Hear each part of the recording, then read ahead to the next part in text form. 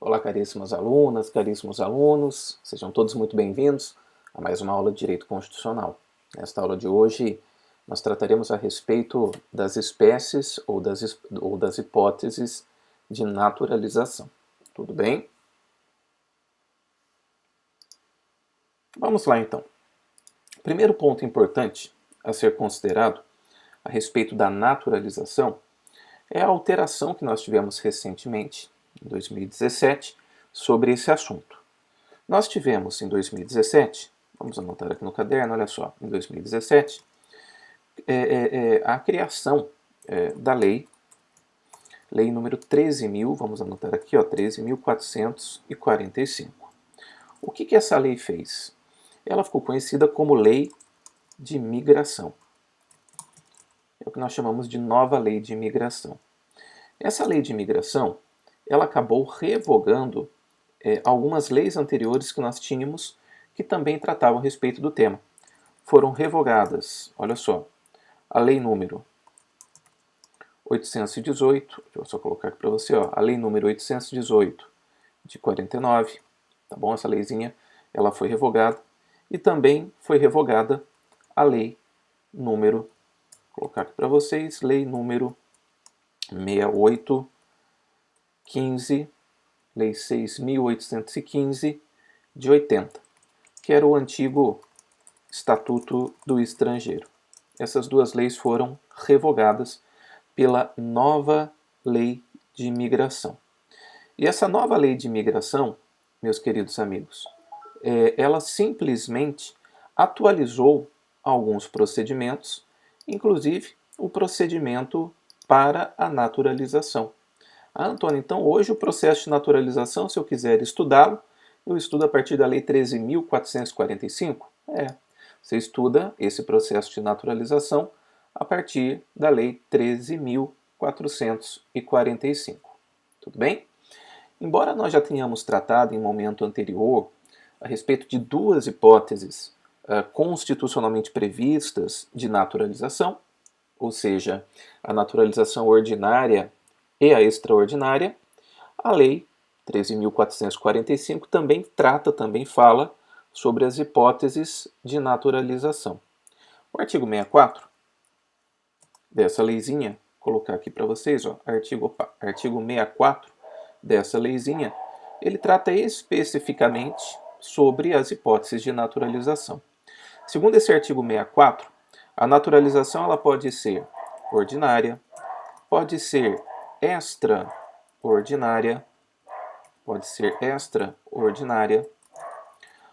ser também especial ou provisória. Nós temos todas essas hipóteses de naturalização. Tudo bem? O artigo 64, então, traz para nós essas hipóteses todas. Nós vamos, a partir de agora, tratar sobre essas situações. Vamos lá. O artigo 65, ele traz para a gente as regras, né, os requisitos para naturalização, vou colocar assim para vocês, para naturalização ordinária.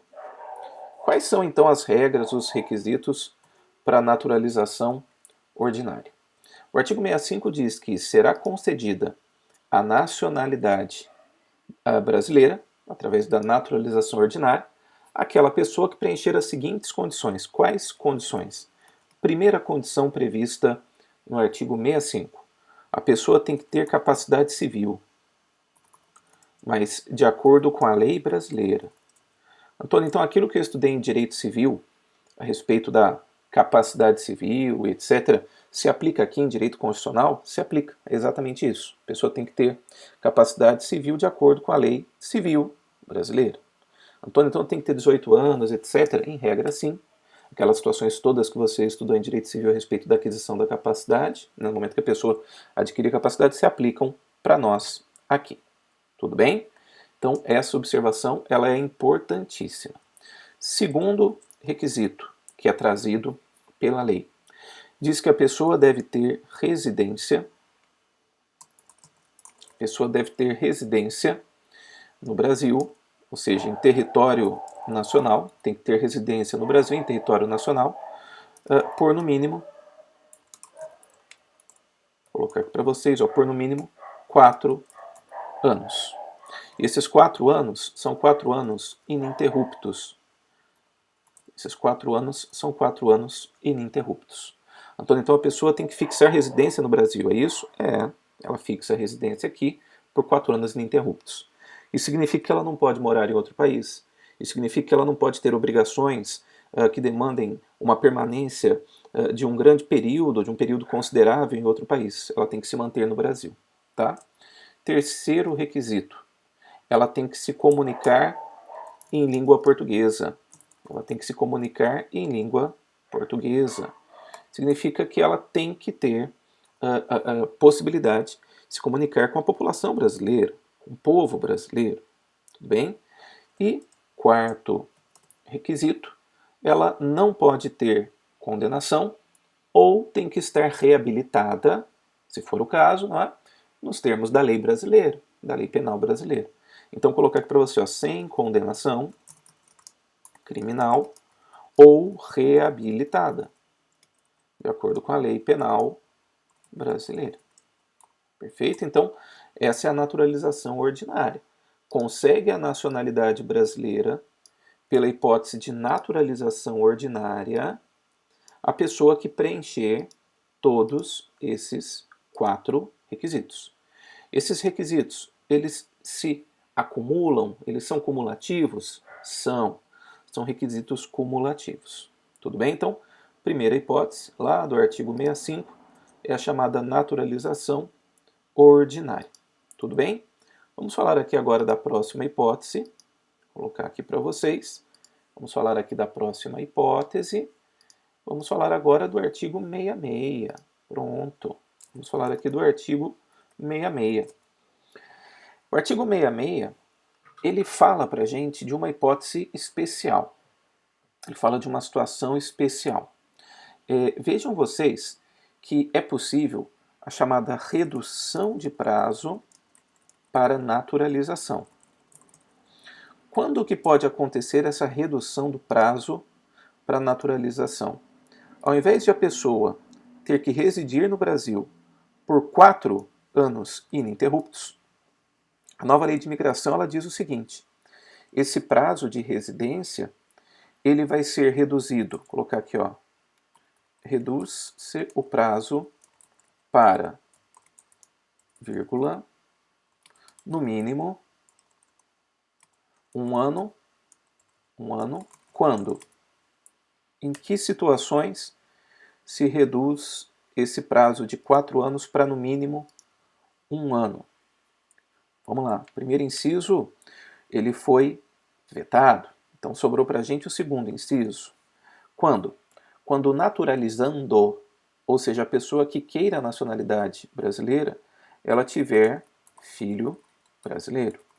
Então o filho, por exemplo, nasceu em território brasileiro e agora a pessoa, o pai ou a mãe quer se naturalizar brasileiro, a residência diminui para 1 ano. Perfeito? Terceiro inciso, quando tiver cônjuge ou companheiro brasileiro. Então, se o naturalizando ele tiver cônjuge ou companheiro brasileiro, esse prazo também cai para 1 ano. Mas cuidado, não pode estar separado legalmente, tá? Ou de fato do cônjuge ou do companheiro no momento da concessão da naturalização. Se separou e no momento da concessão se verifica isso, o prazo volta ao normal, que são os 4 anos. Beleza? O quarto inciso também foi vetado. E agora nós temos o quinto inciso. Vamos olhar aqui o quinto inciso. O quinto inciso ele fala da seguinte situação: quando a pessoa presta ou prestou serviço relevante ao Brasil. Antônio, como assim a pessoa presta ou prestou serviço relevante ao Brasil? Exemplo: a pessoa é um profissional de saúde e veio para o Brasil, é um chinês que veio para o Brasil para ajudar o Brasil na pandemia do coronavírus. Descobriu técnicas, auxiliou em hospitais, etc. Prestou serviço relevante ao Brasil, ajudou a curar a população brasileira? Ou se ajudou. Se ele não tivesse vindo, pode ser até que nós estivéssemos numa situação ruim, tá? Então, essa pessoa presta ou prestou serviço relevante ao Brasil E o prazo de naturalização, prazo de residência, para essa pessoa pode ser reduzido para no mínimo 1 ano. Tudo bem? E também a sexta hipótese, uma hipótese que poderia se aplicar a esse exemplo que eu dei, por ser uma hipótese em que a pessoa ela é recomendada. Então, olha que interessante, a diferença está no momento da prestação do serviço. Quando a pessoa, olha que legal, ela se recomendar por sua capacidade profissional, científica ou artística.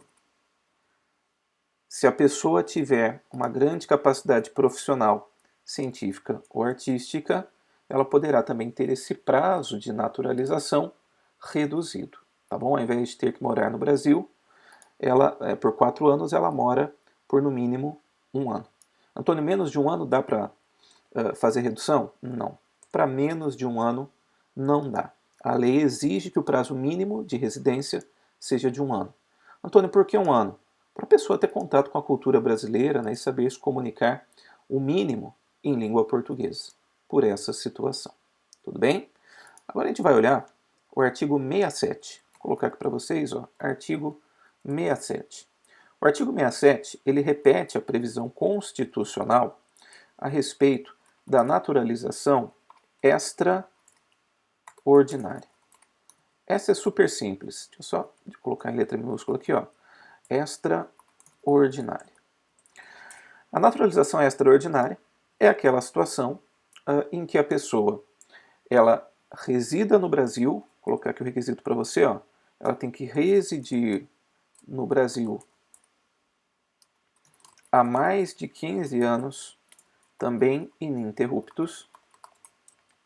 Tem que residir no Brasil há mais de 15 anos ininterruptos e não pode ter condenação penal. Então tem que ser uma pessoa sem condenação penal. Se a pessoa cumpre com esses 2 requisitos, ela se naturaliza de forma extraordinária. Antônio, se chama extraordinária porque, como eu comentei em aula anterior com vocês, é extraordinária porque não é comum que uma pessoa fique num país por tanto tempo, por 15 anos, por exemplo, sem necessitar da nacionalidade daquele determinado país em que ela esteja. Então, por isso que se chama naturalização extraordinária. Okay? Essa é lá do artigo 67. Antônio, vamos tocar mais um pouco a matéria. Vamos embora.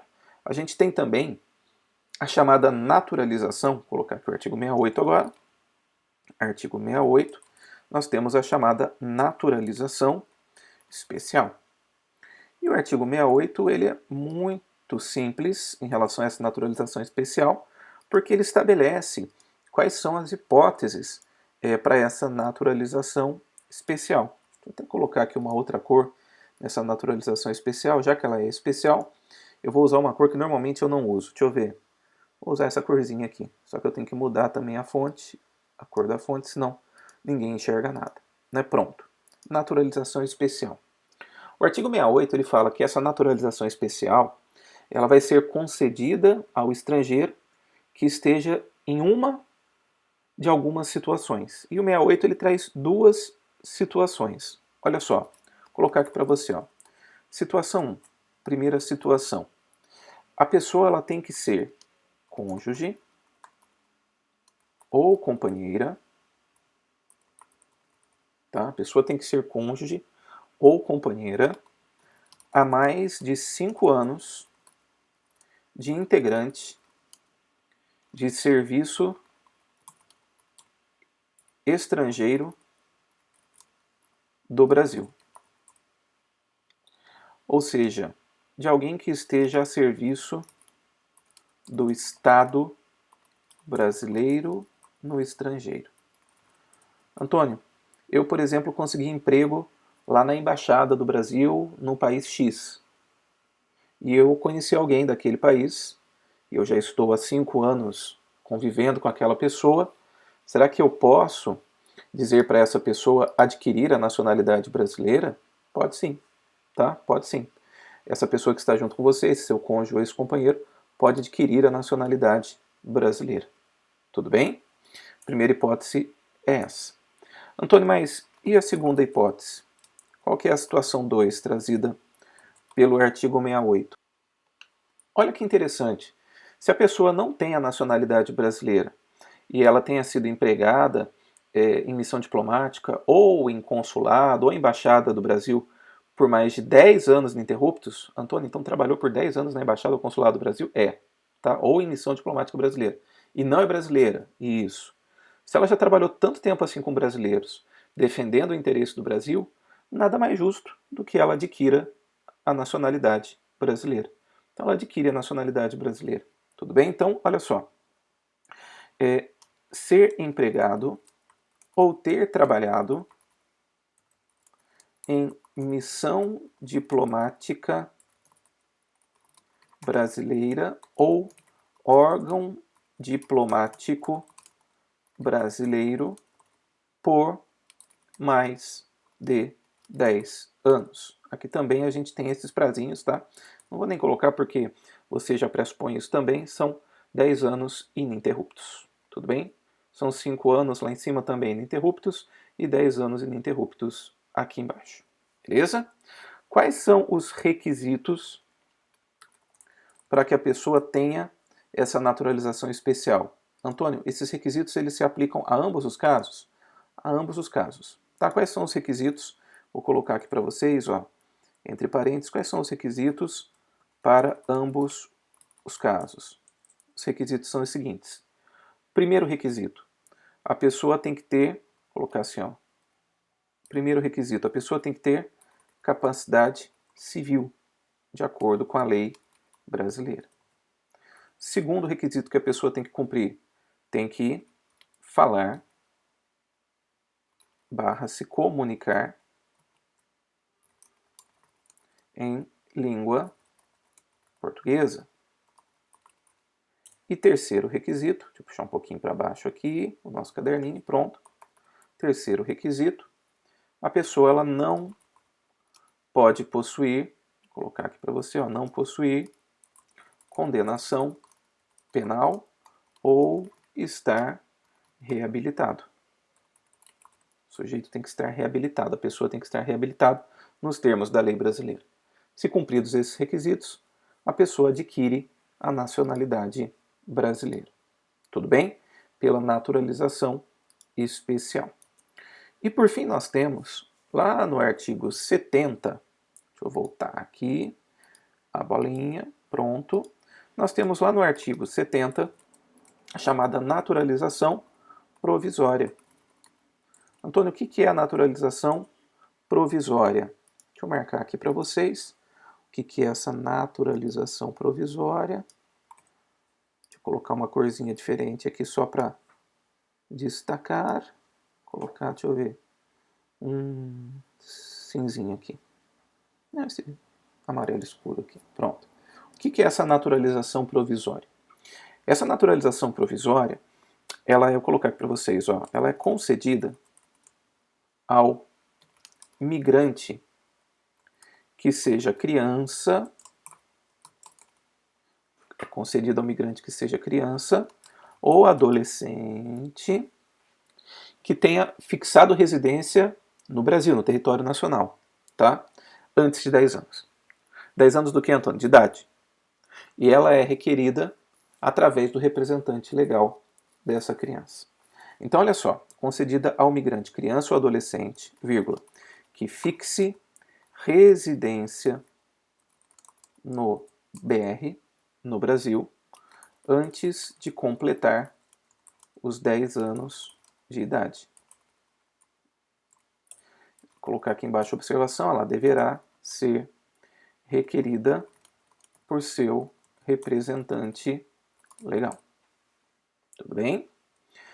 Veja que bacana. Existe também uma opção 2. Antônio, isso representante legal não requereu, tá?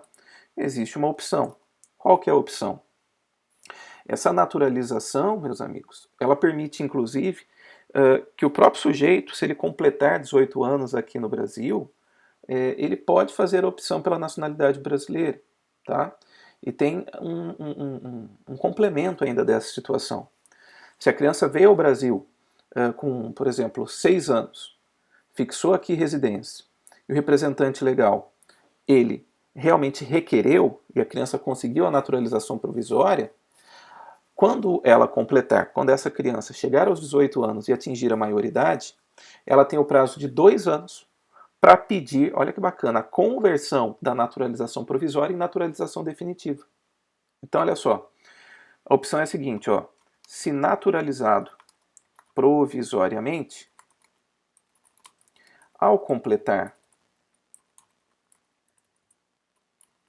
18 anos, ou seja, ao atingir a maioridade, se naturalizado provisoriamente completar 18 anos ou atingir a maioridade, terá o prazo de 2 anos para pedir a conversão em naturalização definitiva.